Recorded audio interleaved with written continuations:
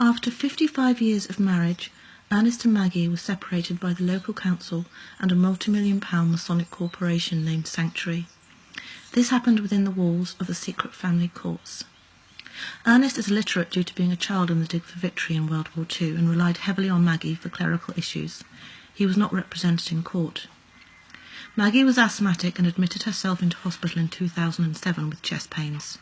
She was given a cocktail of drugs, and within 6 months she was diagnosed with colon cancer and given 6 months to live.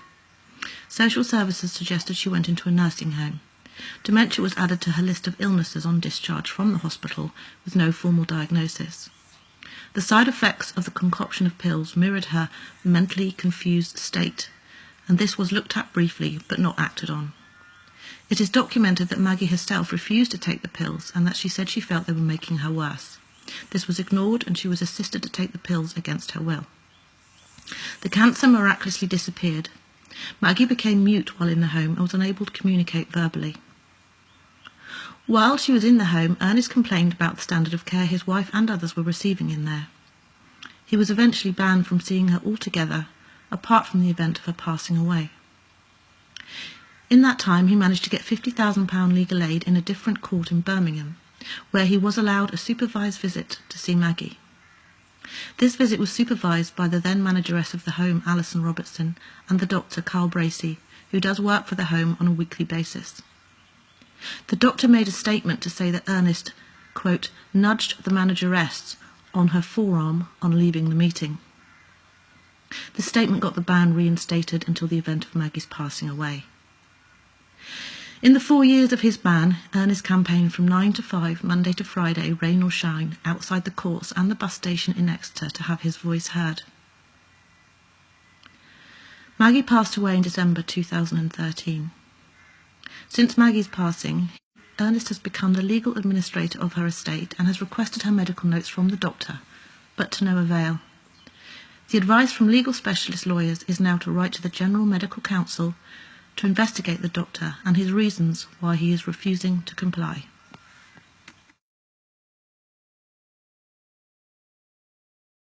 Bracey, Dr. Carl Bracey from Foxhay Surgery, who is responsible for all the elderly people in the home where Maggie was, has refused to hand over the medical notes of Maggie.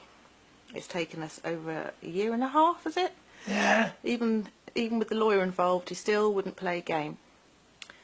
So we've been to see some more specialist people, and they suggested that the next step is to go to the General Medical Council, as they have a duty. To the General Medical Council. Dear Sir, Madam, this is from you, okay, Ernest? Yeah.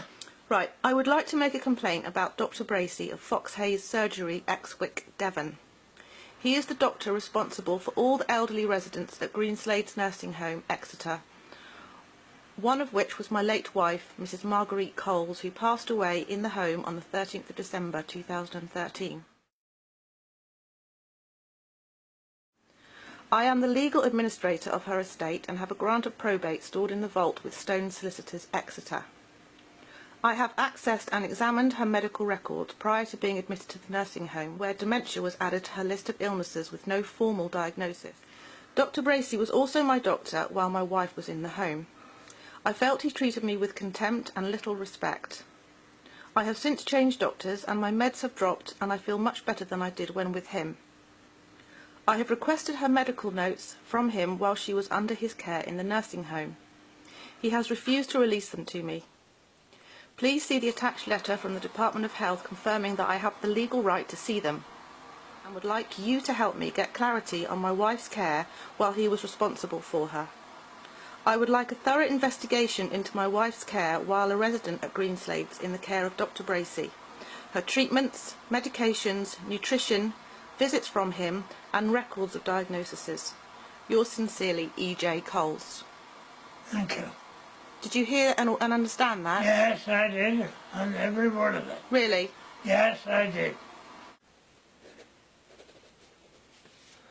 I have printed my name as well as signed it. Right, okay. Right, well, we'll send that off with the copy of your grant of probate and the letter from the Department of Health. Right, Okay? thank you. All right then.